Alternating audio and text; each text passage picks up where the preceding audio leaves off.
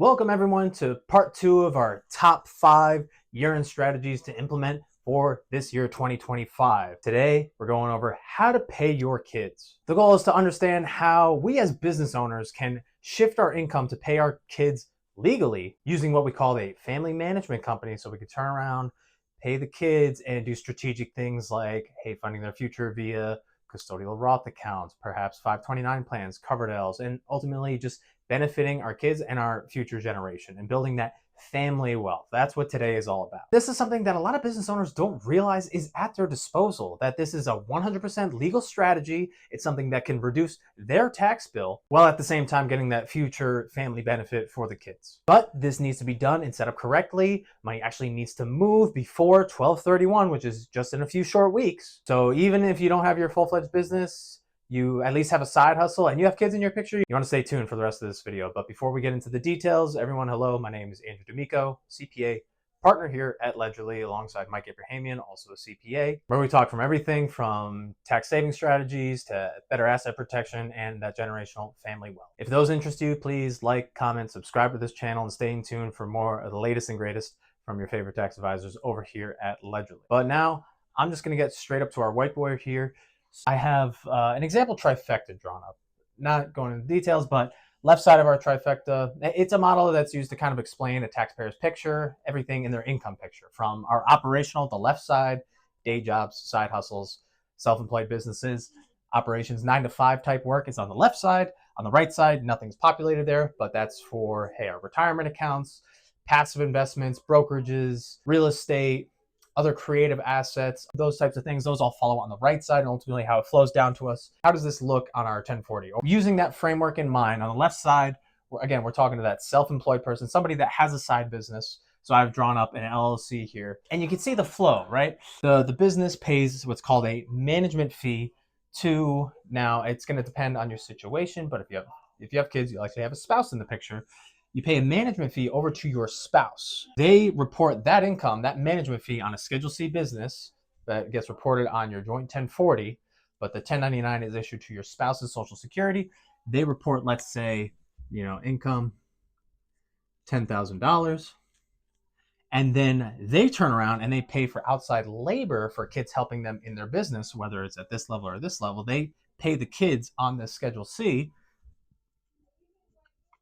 that same expense of, let's say, $10,000, and then net, there is $0 in taxable income.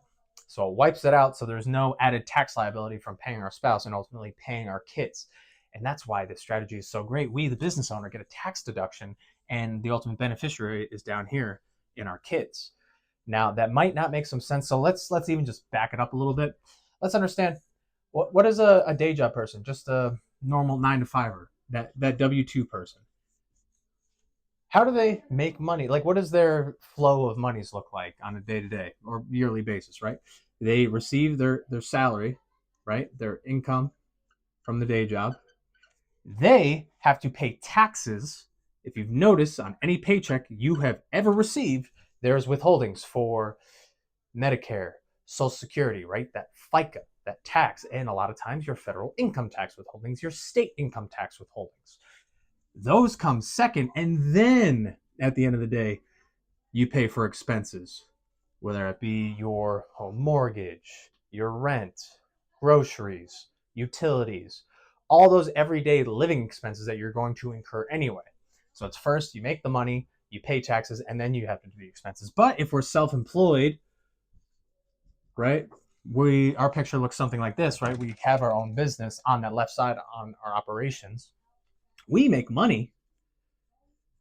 Then we get to expense not all of those items, right? I mean, some things like the home mortgage, unless we're taking the home office and we're doing actual.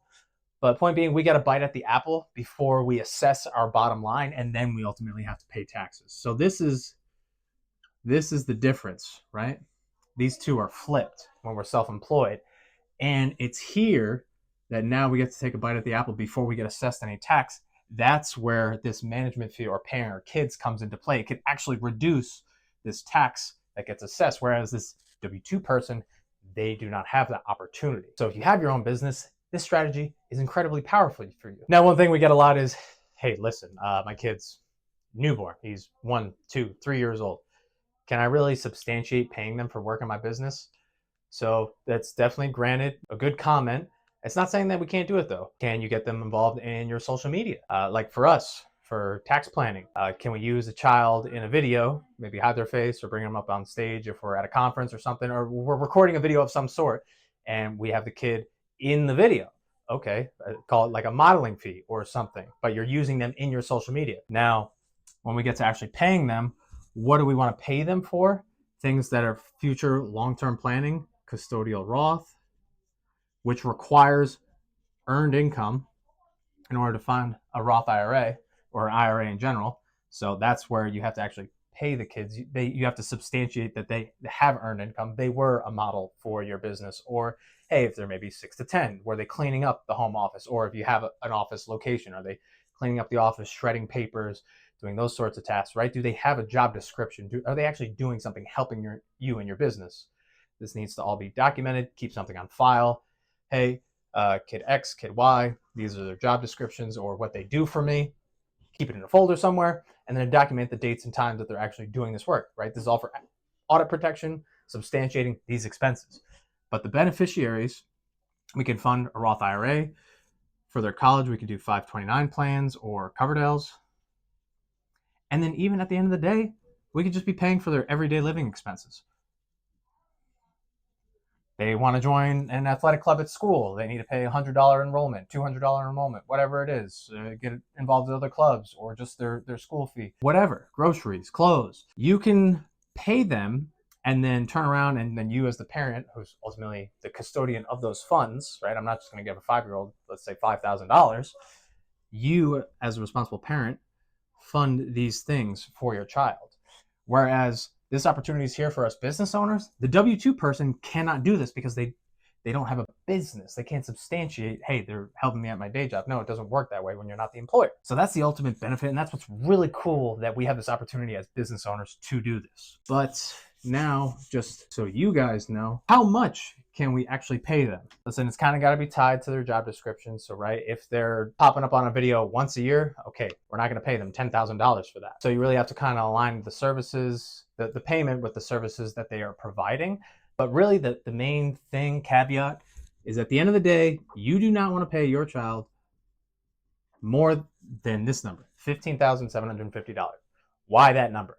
For a single individual, that is the standard deduction. So if you were to pay your kid that amount, if they were to file a tax return, they're picking up $15,750 of income, but then they get the standard deduction of $15,750, reduces it to zero, and then they have what? They have $0 in taxable income.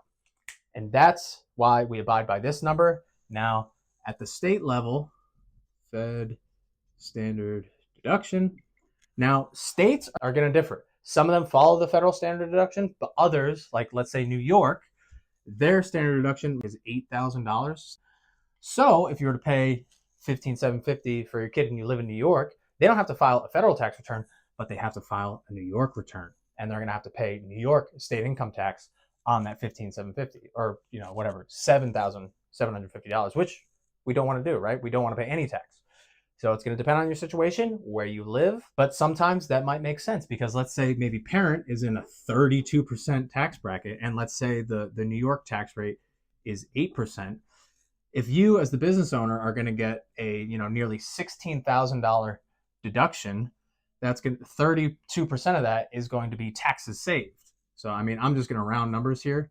That's going to be like, what's that, $5,000, give or take. You're going to save $5,000 in taxes saved. And then your kid would have to pay, the net of that, $7,750 at 8%. I'm just going to round it up to 10 for easy numbers. They're going to have to pay about $700 in taxes owed for the kid.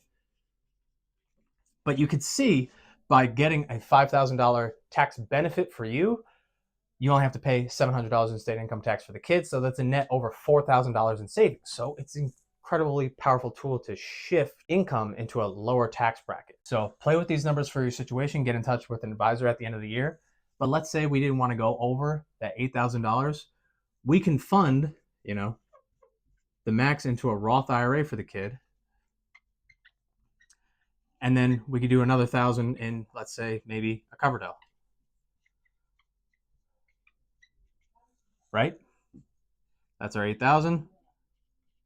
We as the business owner get an $8,000 tax deduction, both at the federal and state level, and our kid doesn't have to pick up any tax. And hey, we're funding their future. Roth IRA can be used for a number of things once a kid turns 18, like education, God forbid, disaster relief, or medical, among a number of other things. But if we have this at our disposal, I would rather funnel it through the business, get the benefit for myself as well, rather than doing this with after-tax monies that's, hey, cutting into my monthly budget of, okay, what do I need to pay for rent, groceries, clothes, all those things. At the end of the day, just make sure you're documenting everything. Hey, listen, if we have that separate LLC, let's make sure that that 1099 actually gets issued to our spouse, and that our spouse is picking that up on our 1040, and then we're backing it out with our fee to the kids who are doing work for us. Let's have a document with the kids that are getting paid with their job descriptions and a time log of dates and times throughout the year that they are performing said services,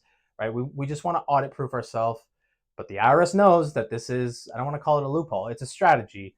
The IRS is familiar with wealthy individuals, self-employed individuals, paying their kids. It's not an aggressive strategy. You just need to do it correctly and just have that backup in the event you were ever to get audited.